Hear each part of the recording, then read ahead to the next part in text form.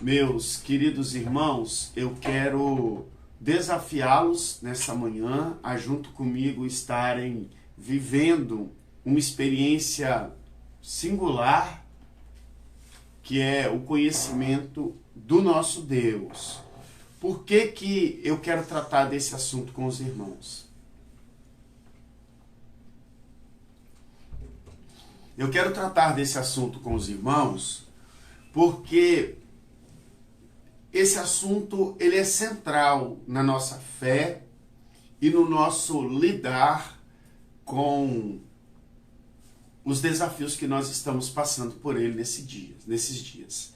Irmãos, há muito tempo, desde o início do meu ministério, quando eu comecei a pregar a palavra do Senhor como pastor, como seminarista, eu lido com o sofrimento. Muitas vezes esse sofrimento ele acontece em algum grupo de pessoas, individualmente. Muitas vezes nós vivemos experiência, eu vivi experiência junto com a minha família no ministério pastoral, de pessoas que sofreram uma dor aguda, interminável, pessoas que lutaram contra o câncer, pessoas que tiveram que mudar radicalmente as suas vidas, pessoas que enfrentaram desemprego, precisaram da ajuda da igreja, pessoas que enfrentaram conflitos familiares, casamentos que estiveram a ponto de terminarem, e tivemos muito trabalho com relação a sofrimento, muito trabalho mesmo. Não passei um mês da minha vida ministerial sem que tivesse que lidar com alguma contingência, alguma luta, alguma aflição. Mas reconheço também que nunca, nesses 10 anos de ministério, completei 10 anos de ministério pastoral na sexta-feira, eu pude perceber um tempo onde todas as pessoas, ao mesmo tempo como este, sofreram. E nós estamos sofrendo. Mas eu acredito que da mesma maneira que valeu lá atrás, no início, quando isso acontecia de maneira pontual, esse princípio que eu quero passar para vocês essa manhã vale para nós hoje. O que eu vou explicar para vocês aqui, o que eu pretendo começar essa manhã, porque certamente eu não terei e nem tenho interesse em passar isso tudo de uma vez, é a base para nós conseguirmos superar todo e qualquer sofrimento aqui nesse mundo. Irmãos, o que eu tenho visto? O que eu tenho presenciado? O que eu tenho assistido? O que eu tenho ouvido nesse tempo de agonia? É como se as pessoas não enfrentassem a situação de fato como deveria ser enfrentada. Porque falta-nos, a nós cristãos, uma base verdadeira para nós nos apoiarmos em tempo de crise. Eu fico olhando muitas vezes aonde nós humanos, nós seres humanos, nós cristãos, estamos procurando o alívio para a nossa dor.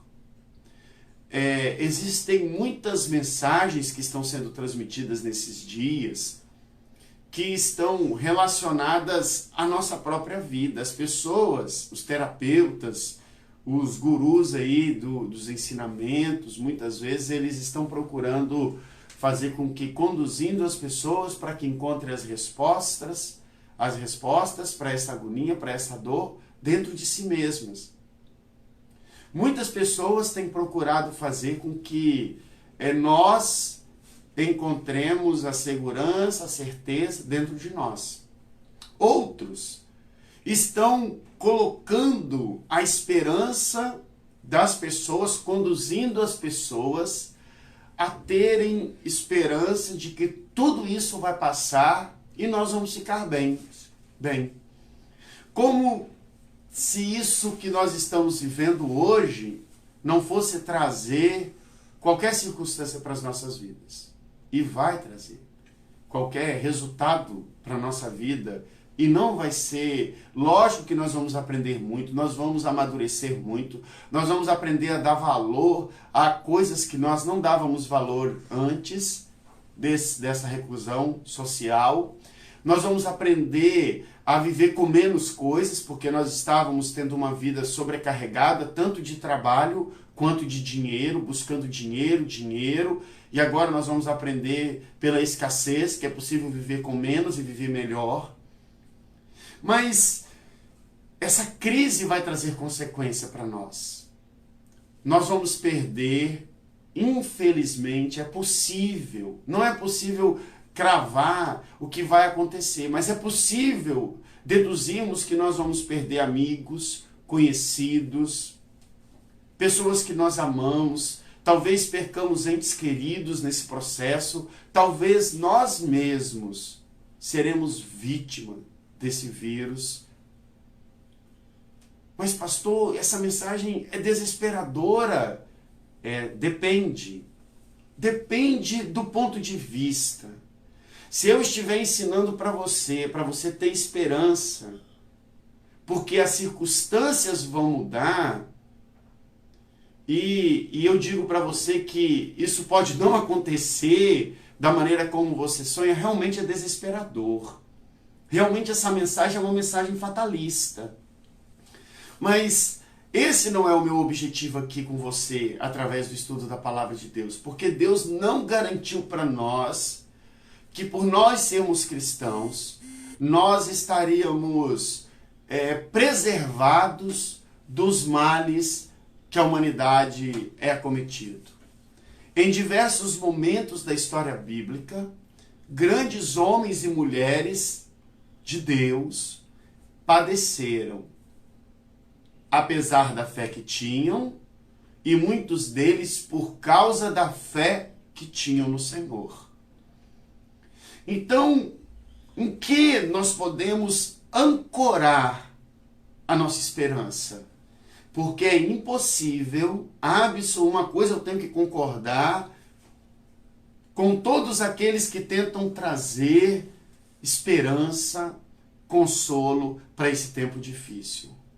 É impossível nós vencermos esse tempo se nós não tivermos uma base, se nós não tivermos algo para poder sustentar a nossa esperança, para poder alimentarmos a nossa emoção com alguma coisa positiva, porque muitas coisas negativas têm assolado as nossas vidas.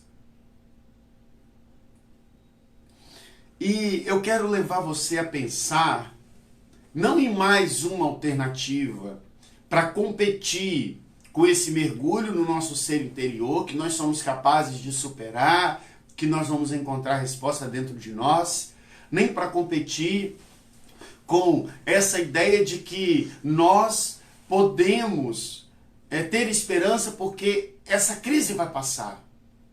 É claro que eu creio que ela vai passar. Ela vai passar. Mas a nossa esperança não pode estar fiada nem na nossa força interior, nem tampouco nas circunstâncias. Mais uma vez, eu elevo a minha voz, eu abro a palavra do Senhor e desafio você a pautar a sua fé, a sua esperança em Deus. Deus é a rocha irremovível. Deus é a rocha inabalável. É nele que nós devemos fiar a nossa confiança. Mas de repente, esta seja a maior crise do nosso tempo. Nós não conhecemos mais Deus. A igreja hoje, ela foi se distanciando de Deus e foi caindo no entretenimento, uma alegria fútil que não é capaz de dar base para a gente poder superar todos os desafios que a vida vai propor para nós. Então eu quero te convidar, enquanto você tem condições de estar vivendo esse momento junto comigo, de pensar um pouquinho acerca de Deus. Eu quero convidar todos vocês que estão me acompanhando esta manhã a abrirem suas Bíblias e nós vamos estudar alguns textos. Eu quero mostrar algumas questões para cada um de vocês acerca do ser de Deus. E a partir daqui, nós vamos tentar responder essa indagação. Quem é Deus? Quem é Deus para você? Quem é Deus para a igreja hoje do nosso tempo? Para muitos, Deus não passa de um gênio da lâmpada mágica. Para muitos, Deus não passa de um curandeiro. Para muitos, Deus não passa de um ser que tem a obrigação de livrá-los de todo perigo, de todo mal. Mas o que Deus diz acerca dele? O que Deus diz acerca do que ele é para nós, para que nós confiemos de fato nele? E eu quero mostrar para vocês essa manhã que Deus é a saída para a nossa vida. O primeiro texto, que é o texto base do meu estudo aqui com vocês essa manhã, é em João capítulo 17, versículo 3. João capítulo 17, versículo 3. Abra sua Bíblia, por favor, e me acompanhe na leitura desse texto e fique com a sua Bíblia aí, junto com você, porque você vai precisar muito dela essa manhã. E aí, Jesus Cristo, ele está fazendo uma oração ao Pai, aquilo que nós chamamos de a oração sacerdotal. Após essa oração, Jesus Cristo, ele vai passar por um momento de muita dor, de muita agonia. Mas antes ele faz uma oração carregada de sentimento, mas carregada também de boa teologia. E ele diz o seguinte no versículo 3 do capítulo 17 de João: E a vida eterna é esta, que conheçam a ti, o único Deus verdadeiro, e a Jesus Cristo, que enviaste. E a vida eterna é esta, que conheçam a ti, o único Deus verdadeiro, e a Jesus Cristo, que enviaste. É interessante que Jesus Cristo aqui nesse texto, ele não tem a preocupação de definir a vida eterna, ele não faz nenhuma definição, mas ele atribui uma qualificação à vida eterna. Ele diz o seguinte, que a vida eterna é esta, que conheçam a ti, o único Deus verdadeiro, e a Jesus Cristo que enviaste. Meus queridos irmãos e amigos, o princípio da fé, o princípio da nossa esperança está no conhecimento de Deus. Mas não é aquele conhecimento de Deus em que eu ouvi uma frase há um tempo atrás, eu ouvi essa frase repetidas vezes no decorrer do meu tempo de ministério pastoral, onde as pessoas dizem assim: eu gosto de pensar em Deus assim. Isso é uma idolatria, isso é como você gosta de pensar. Você criou um Deus imaginário, um Deus ideal para você, para a sua vida, e aí você passa então a pensar que Deus é daquele jeito que você tem imaginado. Mas a palavra do Senhor diz que a vida eterna é esta, que conheçamos a Ti, o único Deus verdadeiro.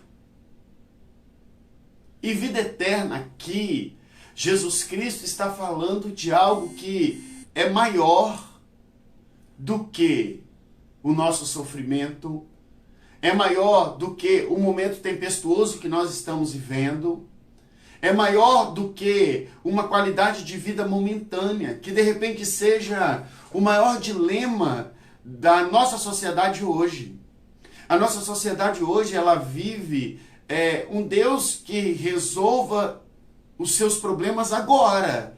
O desejo nosso é que Deus resolva o problema da pandemia, o problema do desemprego, o problema da saúde nesse tempo, o problema da política, que Deus seja o Deus libertador político.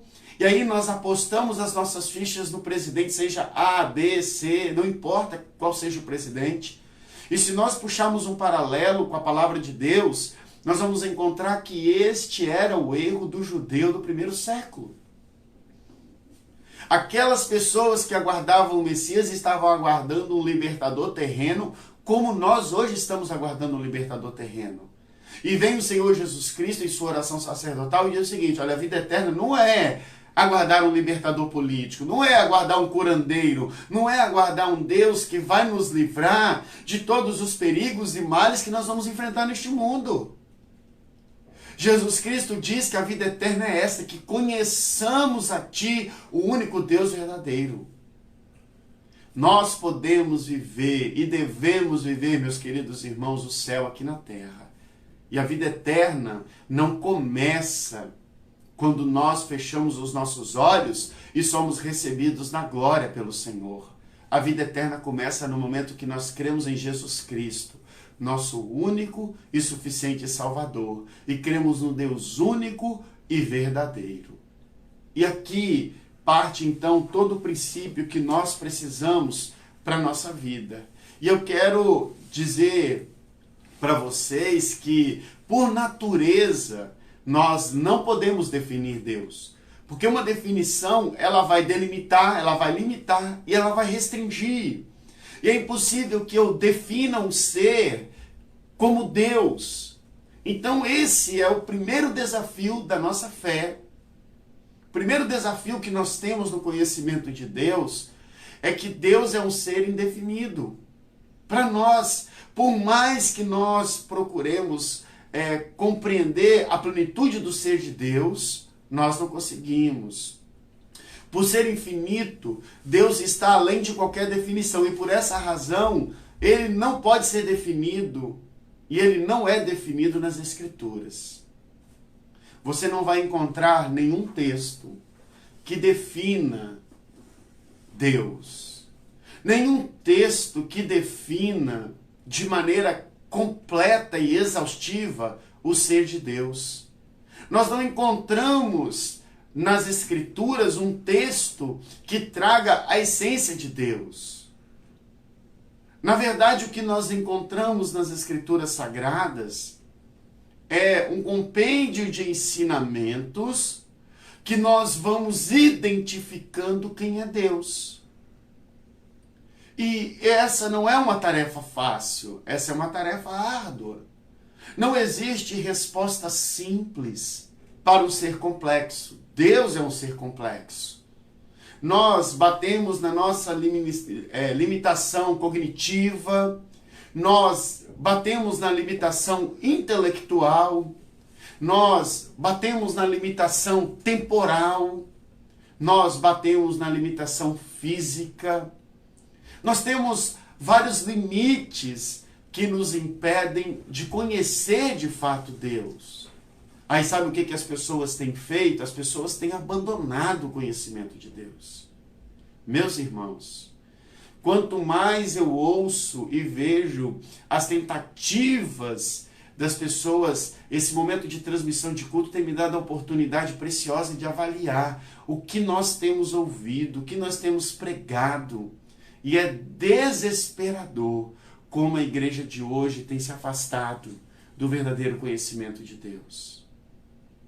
Se nós, líderes espirituais, temos dificuldade em saber quem é Deus, em apostar a nossa confiança no Deus verdadeiro, quem dirá os irmãos?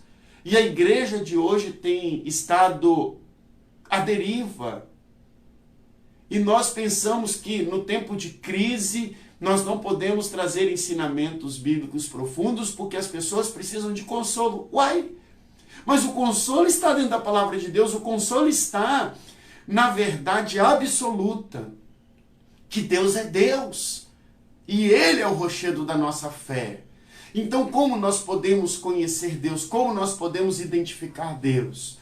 Nós podemos identificar Deus, nós podemos conhecer Deus através dos seus atributos. Nós podemos conhecer Deus quando nós lemos nas Escrituras que Deus é conhecedor de todas as coisas, Ele é onisciente, que Ele está presente em todos os lugares, Ele é onipotente.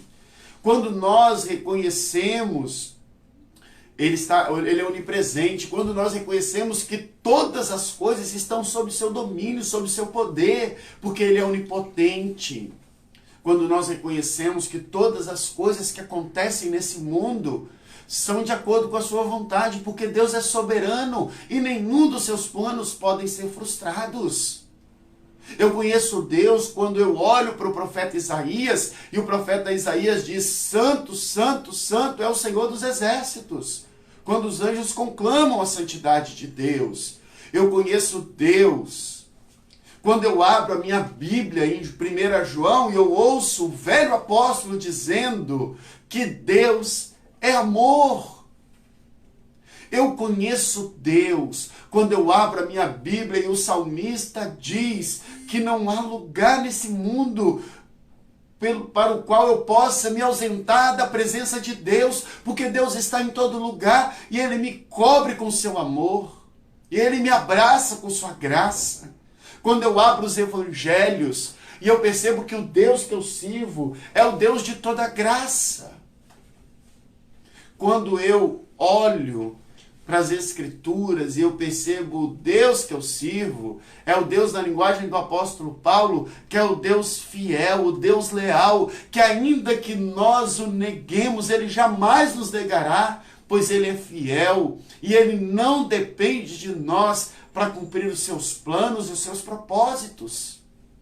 Aonde eu encontro respostas? Eu encontro respostas de quem é Deus na palavra de Deus. Aonde mais eu consigo identificar Deus? Eu consigo identificar Deus, saber quem é Deus, nos relacionamentos. Nos relacionamentos que Deus estabelece, que Deus estabeleceu no decorrer da história. Eu sei quem é Deus, eu sei o que Deus quer para a minha vida, quando eu abro a minha Bíblia em Gênesis, e eu vejo Deus se relacionando com Adão e Eva. E eu vejo Deus se relacionando com o homem que Ele criou, com a sua criatura. Deus buscando esse relacionamento o tempo todo. E ainda que o homem rompa esse relacionamento, peque, eu vejo Deus buscando se relacionar com o homem através do sacrifício, através da expiação do pecado, cobrindo o homem, a vergonha do homem, assim já tipificando aquilo que Cristo haveria de fazer na cruz do Calvário, dando a sua vida por nós. Eu reconheço Deus no relacionamento dele, que apesar do homem ter rompido seu vínculo com ele dentro do Jardim do Éden e por isso ser expulso do Jardim do Éden, eu conheço Deus se relacionando com um homem chamado Enoque, fora do Jardim do Éden. E eu vejo que aquilo que Adão não foi capaz de fazer dentro do Jardim do Éden, eu vejo Deus fazendo com Enoque fora do Jardim do Éden. Enoque andava com Deus. Eu aprendo que é possível andar com Deus, ainda que eu esteja vivendo no mundo corrompido. Eu aprendo acerca do relacionamento com Deus.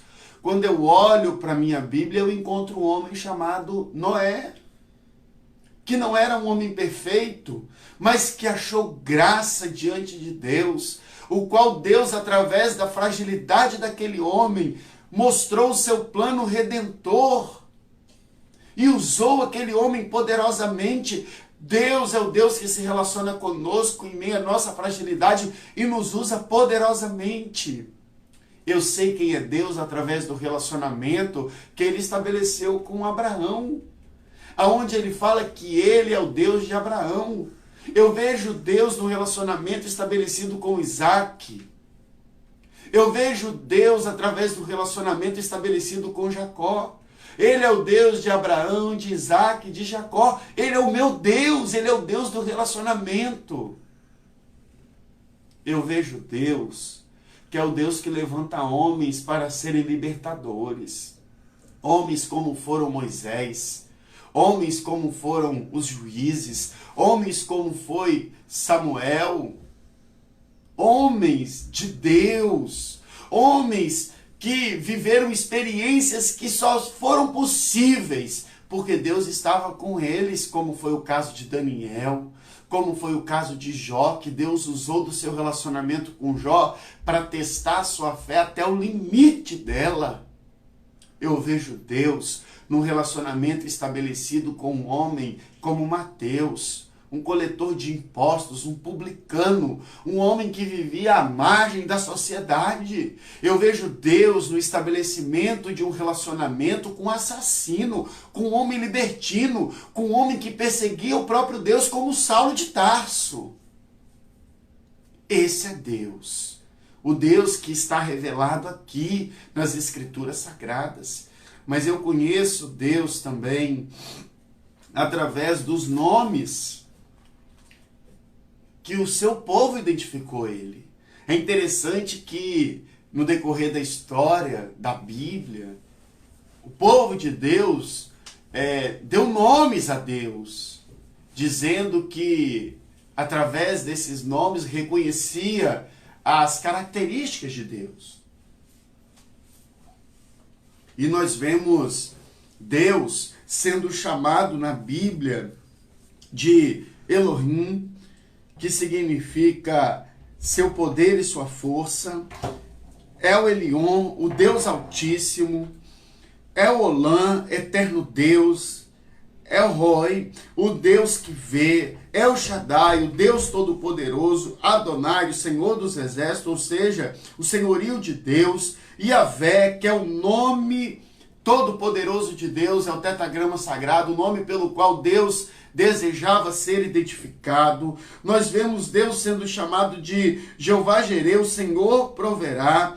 Nós vemos o Senhor sendo chamado de Jeová Nissi, que é o Senhor é a minha bandeira. Jeová Rafa, o Senhor que te sara. Nós vemos o Senhor sendo chamado de Jeová Shalom, o Senhor é a nossa paz. Jeová Shammah, o Senhor está ali. E Yahvé Tsekenu, que significa o Senhor, justiça nossa. Através desses nomes que nós vamos encontrando nas Escrituras Sagradas, nós vemos Deus sendo identificado pelo seu povo. Hoje, nessa manhã, eu te pergunto, quem é Deus? Quem você diria que é Deus para você hoje? Será que o Deus que nós estamos concebendo é o Deus da palavra dele? Ou é o Deus imaginário? Um Deus que nós não podemos realmente encontrar dentro daquilo que é a sua autorrevelação. E aí eu quero fazer algumas citações aqui para a gente adentrar os pontos que eu quero considerar com vocês aqui, nesse desafio enorme de nós sabermos quem é Deus. Nós, por mais que nós gastemos tempo, por mais profundo que nós sejamos no estudo do conhecimento de Deus, nós vamos arranhar uma superfície. Porque Deus é muito mais profundo do que tudo aquilo que nós podemos definir aqui esta manhã. Mas a profundidade do ser de Deus não deve ser empecilho para nós buscarmos o conhecimento. Na verdade, a profundidade do ser de Deus deve ser a nossa impulsão para nós mergulharmos nesse conhecimento e sairmos daqui, desse estudo hoje, mais convictos de que nós precisamos nos esforçar para conhecermos ainda mais profundamente o nosso Deus. Eu quero começar com uma definição de Platão. Platão diz que Deus é o começo, o meio e o fim de todas as coisas. Ele é a mente ou razão suprema, a causa eficiente de todas as coisas, eterno, imutável, onisciente, onipotente. Tudo permeia e tudo controla. É justo, santo, sábio e bom. O absolutamente perfeito. O começo de todo... Só um minuto. O começo de toda a verdade, a fonte de toda lei e justiça. a origem de toda ordem e beleza, e especialmente a causa de todo bem. Filósofos, no decorrer da história, procuraram definir Deus. E nós vemos que Platão, ele tem muito daquilo que a palavra do nosso Deus fala acerca do próprio Deus. Mas eu quero citar outros dois homens gigantes da fé, responsáveis por muito daquilo que nós conhecemos aqui acerca das doutrinas de Deus. Eu quero citar Martinho Lutero, um reformador. E Martinho Lutero, ele emprega algumas expressões muito fortes a respeito da nossa incapacidade de conhecer alguma coisa acerca do ser de Deus, da sua essência. É interessante isso porque eu quero fazer citações tanto de Martinho Lutero quanto de João Calvino, que foram homens que andaram muito perto de Deus. E é impressionante que a proximidade com Deus, o conhecimento de Deus, ele não pode nos levar a uma arrogância, um sentimento de superioridade acima das outras pessoas. Na verdade, quanto mais perto nós estamos de Deus, mais convicto nós somos de que nós não sabemos o suficiente acerca de Deus. Quanto mais distante nós estamos do conhecimento de Deus, mais iludido nós somos, achando que nós de fato conhecemos Deus. E Martinho Lutero coloca isso da seguinte forma. Ele diz que, por um lado, nós temos o conhecimento oculto de Deus. E, em outro, nós temos o conhecimento revelado de Deus.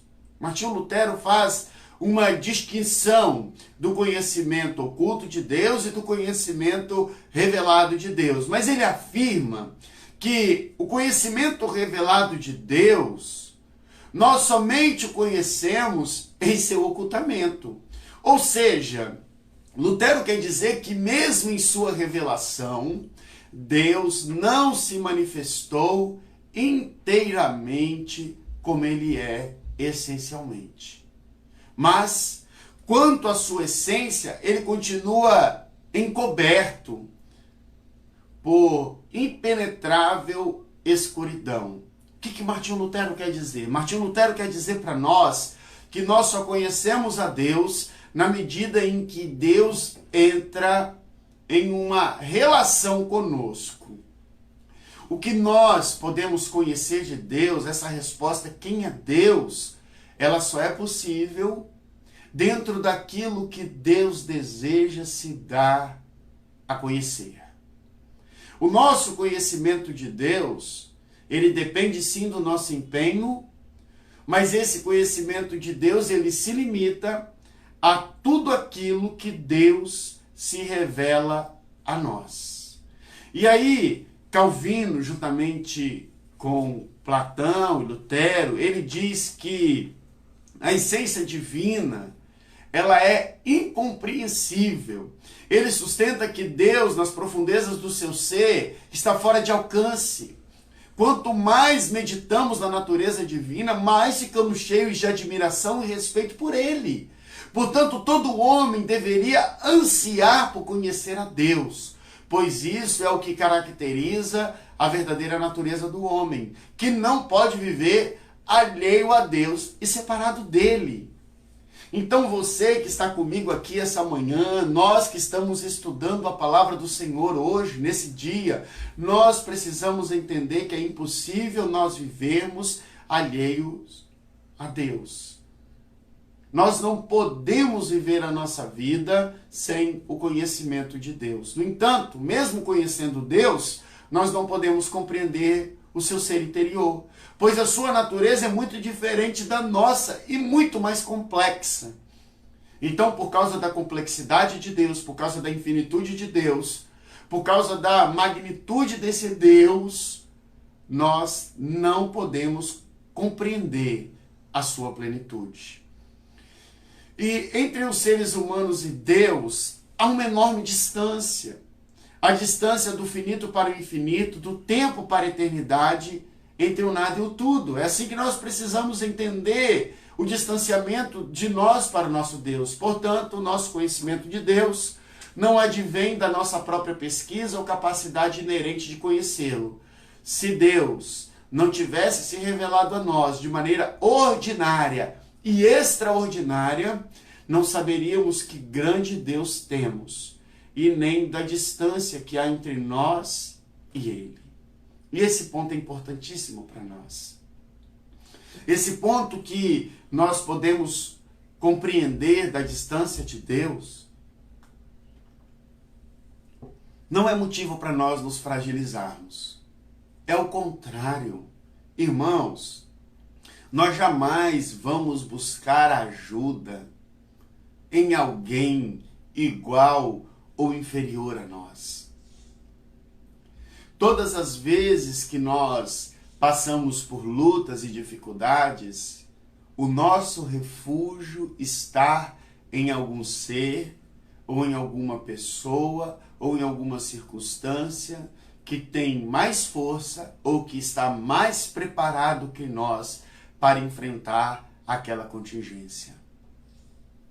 E com os ensinamentos rasos que nós temos acerca da pessoa de Deus hoje, porque há um distanciamento.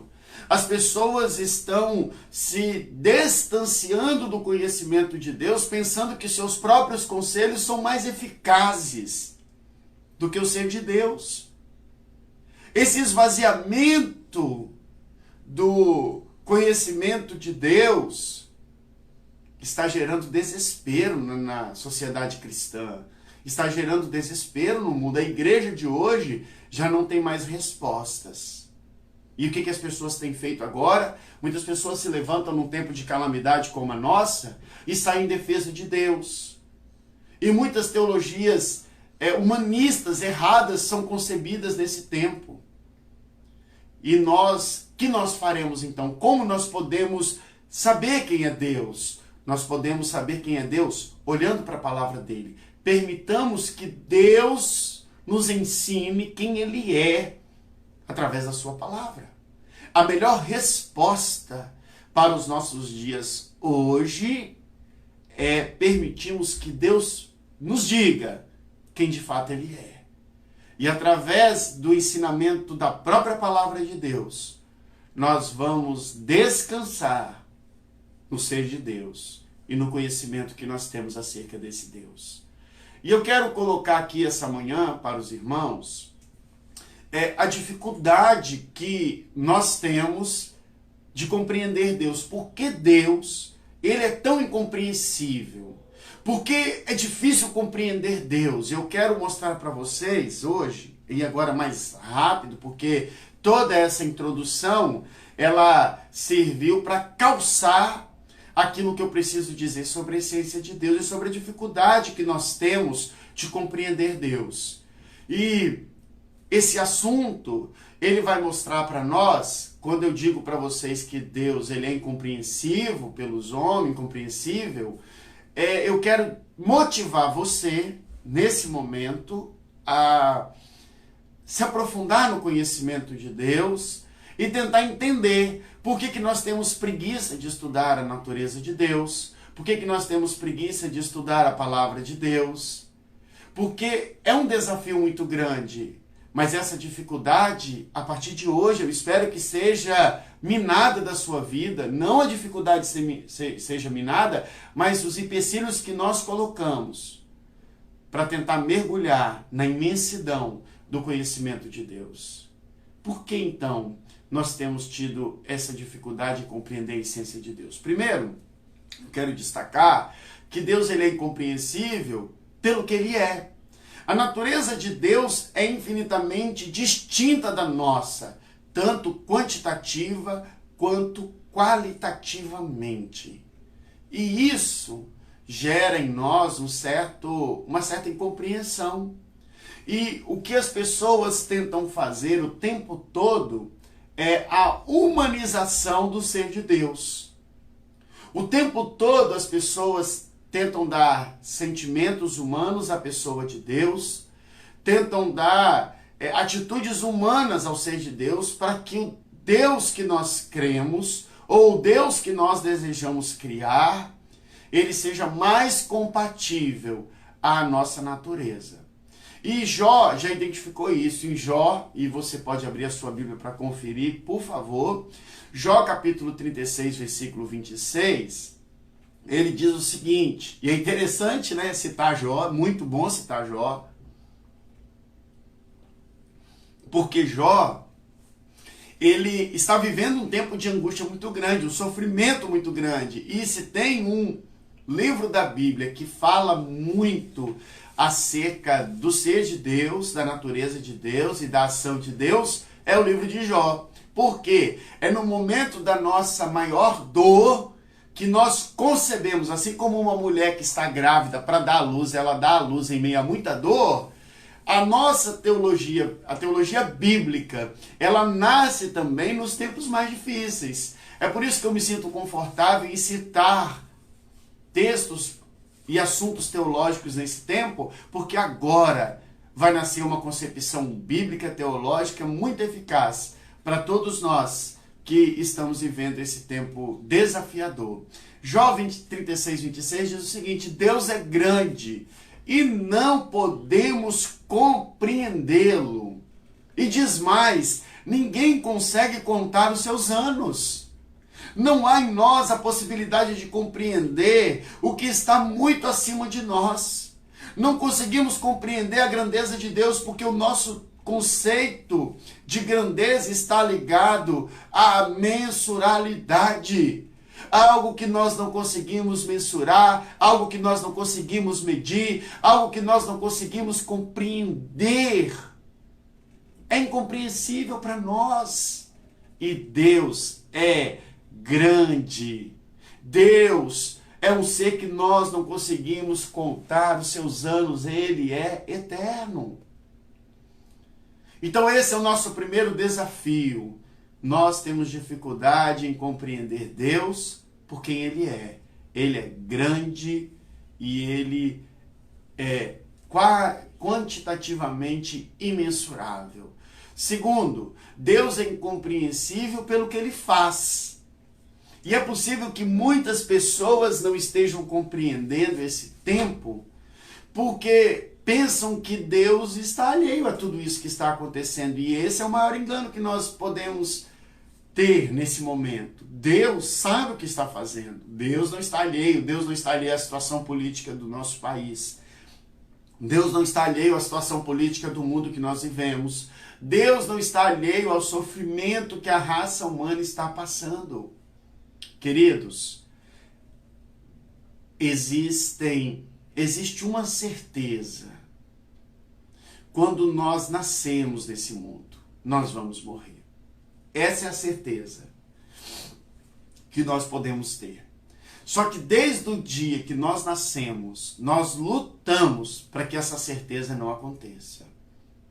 E as pessoas vivem como se não fossem morrer. Mas o mesmo Deus que nos trouxe a vida, porque nós não somos autogerados, é o Deus que vai tirar a nossa vida. E nós entramos em desespero quando o Deus, que é o dono da vida, administra uma calamidade como essa que nós estamos vivendo. E eu dizer isso que eu estou dizendo aqui nesse momento é algo que gera desconforto em muitos corações. Porque as pessoas que conceberam um Deus imaginário dizem assim: é impossível que o meu Deus esteja nesse negócio. Ora, se Deus não está nesse negócio, quem está? Queridos, Deus ele é incompreensível pelo que ele faz. Ele faz coisas grandiosas, coisas maravilhosas, coisas extraordinárias, estupêndoas. Mas Deus também faz coisas horripilantes, coisas das quais nós temos medo de até mesmo pensar nelas, porque humanamente falando é algo muito desafiador para nós. Mas eu quero pensar aqui, mais uma vez, você está com sua Bíblia aberta em Jó, penso, você está no capítulo 36, eu quero que você vire aí uma página ou duas da sua Bíblia, dependendo do formato dela, e você vá para Jó 37, versículo 5. E Jó 37, 5 fala o seguinte: com a sua voz, Deus troveja de forma maravilhosa, faz grandes coisas que não compreendemos. Jó está dizendo aquilo que eu e você entendemos na prática hoje. Deus faz coisas grandes que não compreendemos. Durante esse período de pandemia, em alguns momentos nós vimos reportagens que falaram para nós acerca da cura de velhos, pessoas idosas, improváveis. Pessoas de 95 anos, pessoas de 100 anos de idade, pessoas que estavam no grupo de risco e já estavam com a idade avançada, pessoas que tinham vários fatores atenuantes para que essas pessoas viessem a padecer e morrer. E Deus, de maneira grandiosa, as salvou, as resgatou dessa enfermidade. Mas também vimos pessoas que não estavam no grupo de risco, pessoas jovens, pessoas saudáveis, que morreram, que foram tiradas desse mundo pela mão de Deus. Porque Deus faz grandes coisas e nós não conseguimos compreender porque Deus faz como Ele faz.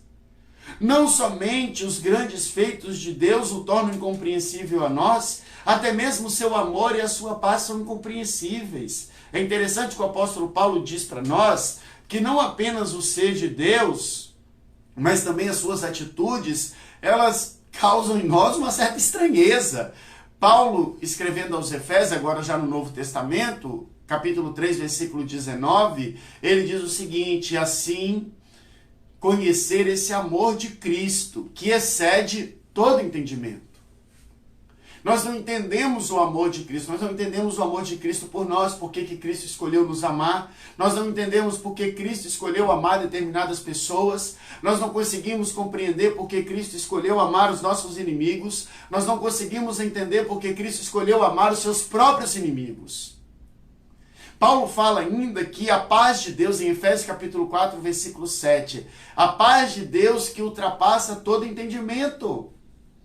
Nós não conseguimos entender como nós conseguimos resistir aos maiores intempéries da vida.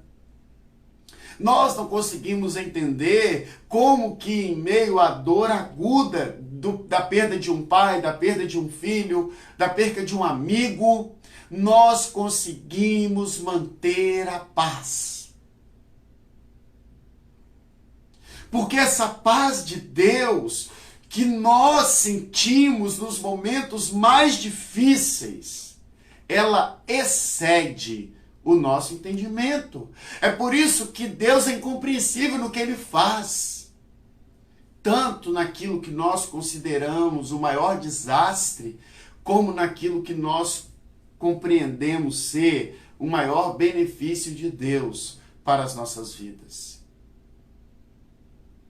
Em terceiro lugar, eu quero dizer para você esta manhã que Deus é incompreensível por causa de suas profundezas insondáveis. As profundezas de Deus não podem ser sondadas por nós. Os pensamentos de Deus estão muito acima dos nossos pensamentos e os seus caminhos são muito mais altos do que os nossos caminhos. Meus irmãos, eu não consigo explicar para os irmãos o que está acontecendo hoje, mas de maneira nenhuma. Seria muita ousadia da minha parte, muita pretensão da minha parte, eu dizer para vocês que eu compreendo tudo o que está acontecendo. De maneira nenhuma, eu não consigo entender. Mas uma coisa eu consigo saber: as profundezas de Deus, os planos de Deus estão absolutamente sob controle. Abra sua Bíblia, por favor, em Isaías 55. Versículo 8 e 9. Isaías 55, versículo 8 e 9. Eu quero convidar o Brian vai estar lendo aqui para nós, vai participar um pouquinho dessa live. O Brian, ele é sempre muito participativo, ele gosta de viver esses momentos também. Eu quero convidar ele para ler esse texto. Isaías 55, versículo 8 e 9. porque os meus pensamentos não são os vossos pensamentos, nem os vossos caminhos, os meus caminhos, diz o Senhor. Porque, assim como os céus são mais altos do que a terra, assim não os meus caminhos mais altos do que os vossos caminhos, e os meus pensamentos mais altos do que os vossos pensamentos. Amém. Muito obrigado, meu filho. Meus irmãos, esse texto da palavra do Senhor, ele mostra para nós com uma clareza tamanha que nós ficamos rendidos aos pensamentos de Deus e nós realmente não podemos compreender o que está acontecendo nesse tempo. Nós não conseguimos compreender a mente de Deus. E eu quero estudar com vocês aqui no domingo à noite, nós vamos estudar alguns pontos do que nós podemos aprender, o que esse tempo de coronavírus, de Covid-19 nos desafia a entender, mas uma coisa é fato, nós não conseguimos compreender a mente insondável do nosso Deus. Em Romanos capítulo 11, a partir do versículo 33, eu quero convidar você a abrir a sua Bíblia aí, Romanos 11, versículo 33, até o final do capítulo. Diz o seguinte: ó profundidade da riqueza, tanto da sabedoria como do conhecimento de Deus, quão insondáveis são os seus juízos, e quão inescrutáveis os seus caminhos. Quem, pois, conheceu a mente do Senhor? Ou quem foi o seu conselheiro? Ou quem primeiro deu a ele para que ele venha a ser restituído? Porque dele, por meio dele, para ele são todas as coisas. A ele, pois, a glória eternamente. Amém. Meus queridos irmãos, tudo, absolutamente tudo que está acontecendo nesse mundo está planejado, está sendo executado por Deus. E Ele é a causa primária e a causa final de tudo isso que está acontecendo. Nada, absolutamente nada, foge do controle, do domínio da mente do nosso Deus. Mas aí você pergunta, qual a glória de Deus em meio a tudo isso? Pode ter certeza que há glória para Deus em tudo isso. Nós estamos sendo compelidos a viver um tempo sem precedentes nos últimos 100 anos da nossa existência humana.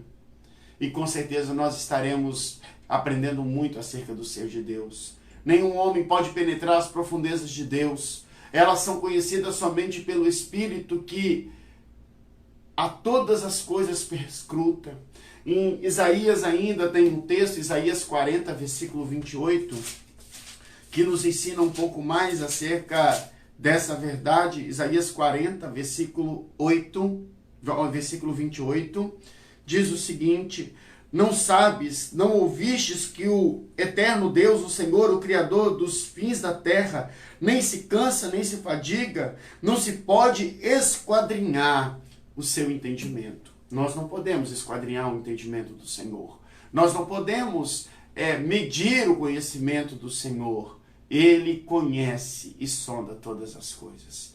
Quarto ponto que eu quero considerar aqui acerca de quem é Deus e da dificuldade que nós temos de compreender a natureza, a essência, o ser de Deus, é que Deus é incompreensível porque Ele é incomparável. E aí é o ponto que nós tentamos o tempo todo comparar Deus.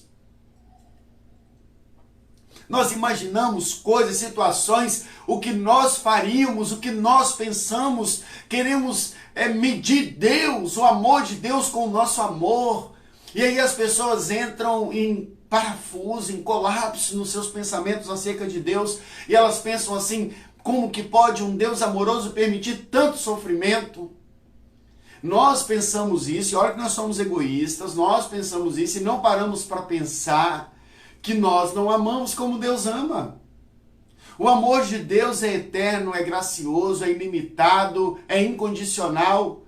E nós pensamos isso porque As pessoas das quais nós imaginamos que haverão de sofrer nunca nos fizeram mal algum. Mas de repente aquela pessoa que você tem alguma animosidade contra ela, você não está nem aí para o que vai acontecer na vida dela. De repente você está até desejando que alguns de seus inimigos sejam acometidos por essa calamidade e sofra a ira de Deus. Mas entender Deus de fato é algo muito difícil. É difícil nós compreendermos que o Deus que nos criou é o Deus que está tirando pessoas desse mundo. Isso é complicado para a nossa mente limitada. Mas Deus não é apenas infinito, mas Ele é absolutamente singular, incomparável. Nenhum ser criado pode ser igualado a Deus ou compreender o seu raciocínio. Então eu quero que você entenda isso essa manhã. Quem é Deus? Deus é um ser incomparável. Não tem nada criado que possa ser comparado a Deus. E não há nenhum ser criado que possa compreender o ser de Deus. Você entendeu isso? Você compreende isso? Olha o que Isaías diz. Isaías 40, versículo 25 e 26. Diz o santo: com quem me comparareis? Com quem eu me assemelho? Levantai os olhos para o alto e vede. Quem criou estas coisas? Foi aquele que faz sair os exércitos delas segundo o seu número. Ele chama todas pelo nome, por ser ele grande em força e forte em poder, nenhuma delas faltará. Meus irmãos, Deus é incomparável, incomparável. Ele tem domínio sobre todas as coisas criadas, as que estão aqui na terra, as que estão no universo. Deus é aquele que fez as estrelas e deu nome às estrelas. E para os cientistas, o número de estrelas é comparado ao número da areia do mar. O Deus ao qual nós nos relacionamos não é um ser finito, não é um ser frágil, não é um ser que depende de pedir conselho a mim e a você sobre aquilo que ele tem que fazer. Ele é o Deus incomparável, o Deus grande, o Deus excelso, o Deus perfeitamente glorioso. É esse Deus que nós servimos.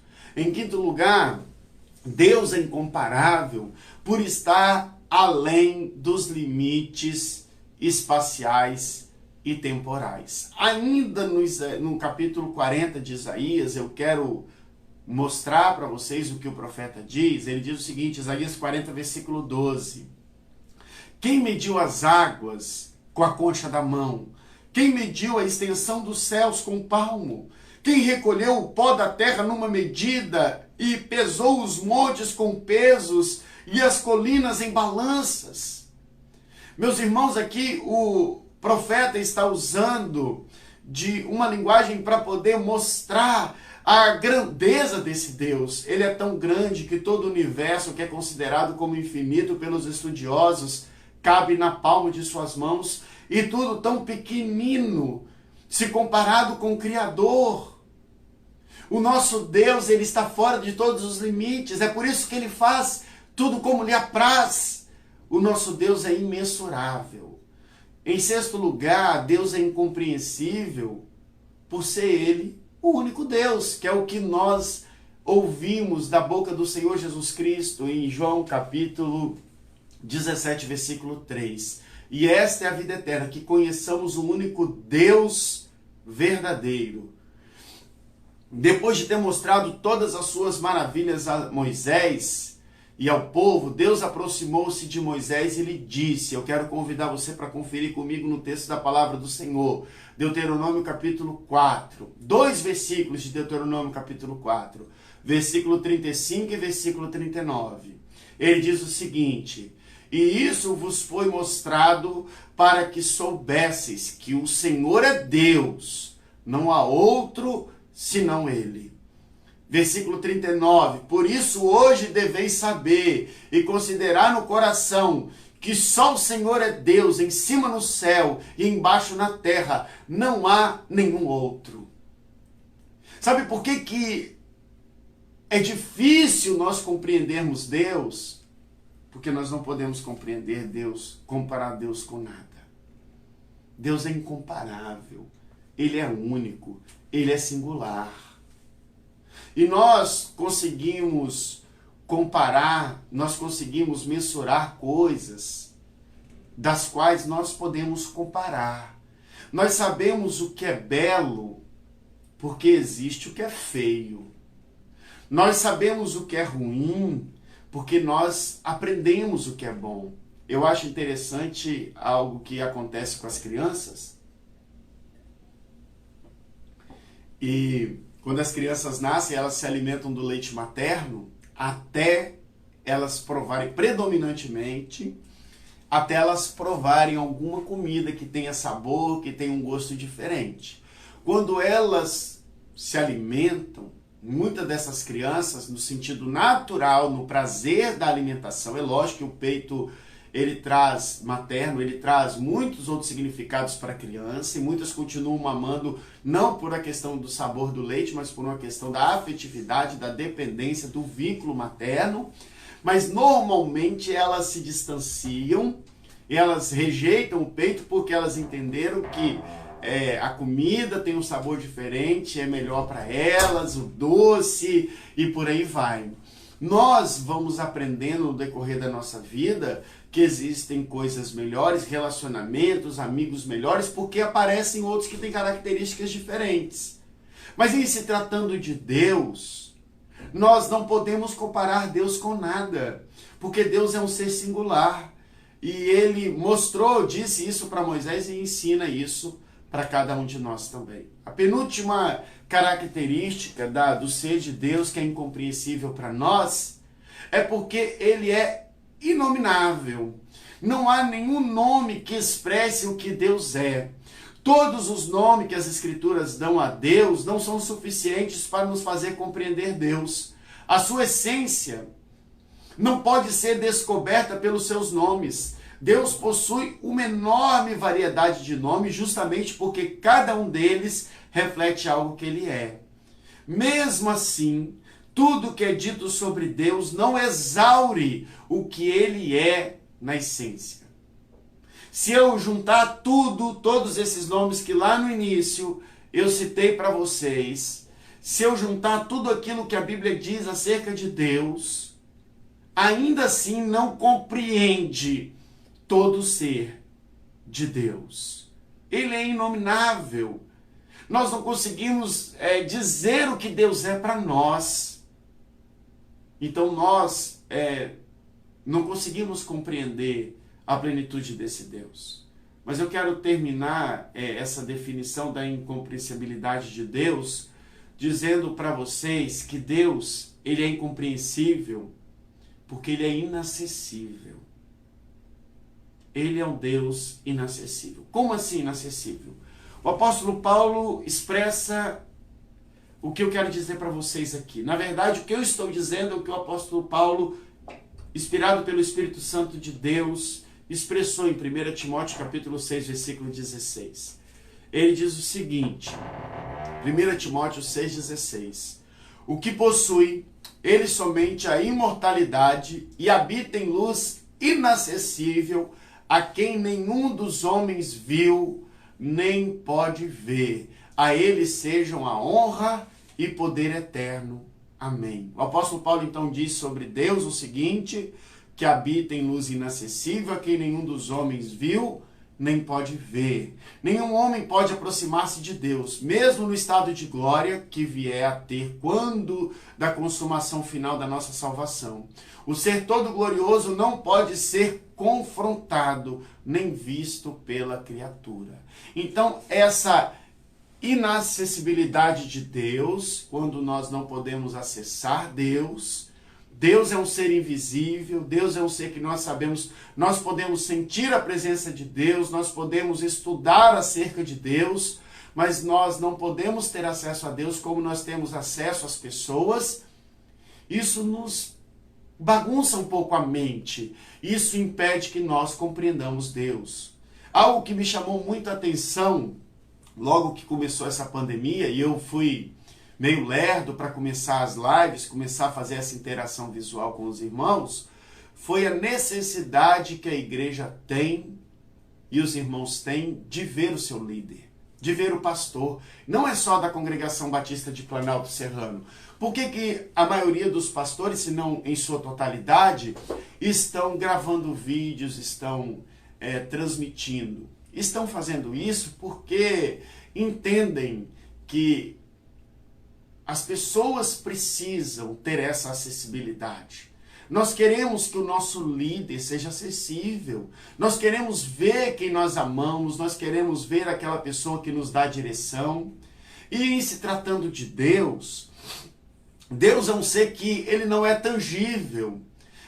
O nosso relacionamento, na linguagem filosófica, ela é empírica. Eu preciso pegar, eu preciso ver, eu preciso tocar. Tanto é que, ainda que nós estejamos vivendo esse momento aqui, há uma necessidade em nós de nos achegarmos mais uns aos outros. Quando nós nos distanciamos, nós nos tornamos pessoas incompreensíveis. Nós não conseguimos sentir o que o outro está sentindo, nós não conseguimos perceber o que o outro está querendo. A mesma coisa acontece em Deus. Só que esse aproximar de Deus, que nós tanto almejamos, quer estar com Ele, quer viver essa experiência mais pessoal, ela é impossível nesse tempo. E por esse distanciamento, por nós não termos a presença física do Senhor na nossa vida, nós tendemos a nos distanciar dele pelos meios que ele estabeleceu para que nós tivéssemos um relacionamento com ele. Quais são esses meios?